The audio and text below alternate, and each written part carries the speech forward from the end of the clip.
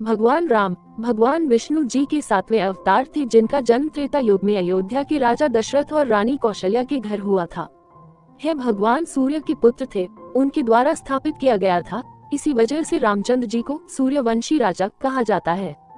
श्री रामचंद्र जी हिंदू महाकाव्य रामायण के मुख्य पात्र हैं और हिंदू धर्म के एक प्रमुख देवता हैं। विशेष रूप से वैष्णव परंपरा के मानने वालों के लिए वह महत्वपूर्ण है। एक शाही परिवार में जन्मे भगवान राम के जीवन को अप्रत्याशित परिस्थितियों जैसे 14 साल के वनवास और कई नैतिक दुविधाओं और नैतिक सवालों से आजीवन चुनौती का सामना करना पड़ा।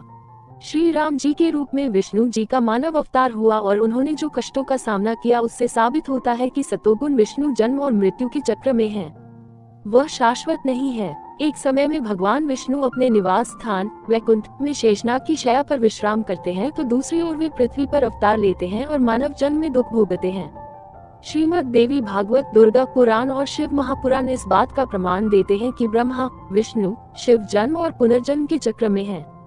वे नश्वर हैं। उपर्युक्त को ध्यान में रखते हुए पवित्र शास्त्रों का गहन अध्ययन किया गया है, जिससे ये साबित होता है कि अयोध्या के भगवान राम नहीं बल्कि आदि राम जो अमरलोक सतलोक में रहते हैं की भक्ति की जानी चाहिए, जिनके बारे में भक्त आज तक अनभिज्ञ हैं। इसका उल्लेख सूक्ष्म वेद में किया गया है।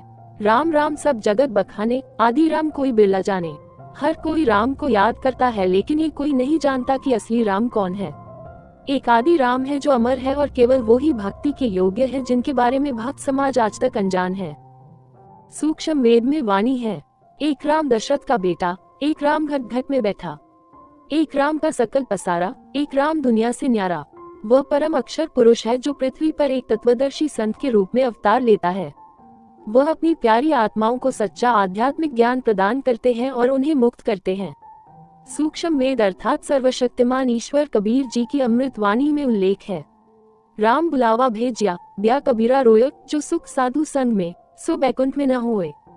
प्राणी को सुख और शांति केवल सच्चे आध्यात्मिक गुरु की शरण में जाने से ही मिलती है, जो एक तत्वदर्शी संत की भूमिका निभाते हैं, क्योंकि वह सच्चे मोक्ष मंत्रों को प्रदान करते हैं और कसाई ब्रह्म काल की जेल से छुड़ाकर आत्माओं का मोक्ष करवाते हैं। ये सुख और शांति भगवान विष्णु के निवास स्थान वैकुंठ में भी नहीं पाई जा सकती है।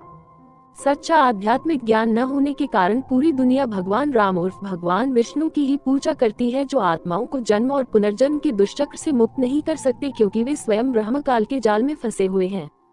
ये लेखन पाठकों को मर्यादा पुरुषोत्तम राम जी के जीवन का अवलोकन कराएगा, जिनकी पूजा मासूम भक्त युगों युगों से बड़ी श्रद्धा के साथ करते आ रहे थे, यह मानते हुए कि वह एक दिव्य पुरुष थे। जबकि महाकाव्य रामायण और अन्य पवित्र शास्त्रों के तथ्य ये स्पष्ट करते हैं कि आदि राम जो परम शाश्वत स्थान सतलोक के शिखर यानी 7वें आसमान में रहते हैं, वे अमर सत्पुरुष ही केवल पूजा करने के योग्य हैं।